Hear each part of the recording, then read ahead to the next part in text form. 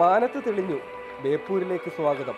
പിന്നാലെ 250 ഡ്രോണുകൾ അണിനിരക്കുന്ന ഈ പ്രദർശനത്തിലൂടെ നമ്മുടെ നാടിന്റെ സാംസ്കാരിക തുടിപ്പുകളെ ഒരു പുതിയ സാങ്കേതിക സംവിധാനത്തിലൂടെ ആസ്വദിക്കും.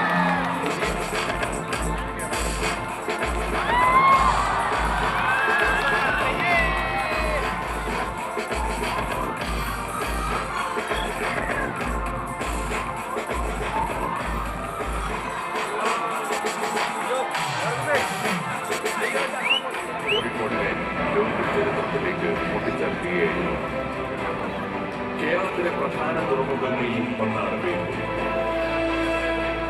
4,47,720 ഈ കാലയളവിൽ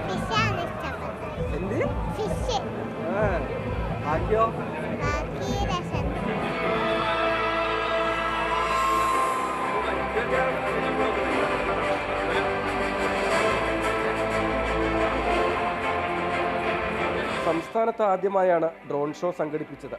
250 ഡ്രോണുകൾ അണിനിരന്നു. നല്ല രസമുണ്ടായിരുന്നു, നല്ല സൂപ്പർ ആയിരുന്നു.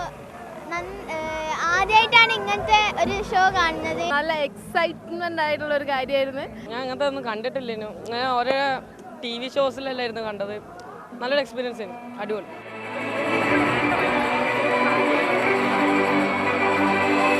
ജനങ്ങൾക്കൊരു പുതു സമ്മാനം എന്ന നിലയിൽ ഇത്തവണ കേരളത്തിൽ ആദ്യമായി ഒരു drone show Beypore international water ഫെസ്റ്റിൽ അവതരിപ്പിക്കപ്പെട്ടു. അത് കേരളത്തിലാകെ ഇനി പടർത്താൻ നമുക്ക് സാധിക്കും.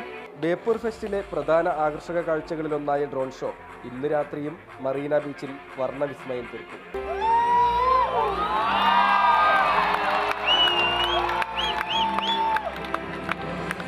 മാതൃഭൂമി ന്യൂസ്, കോഴിക്കോട്.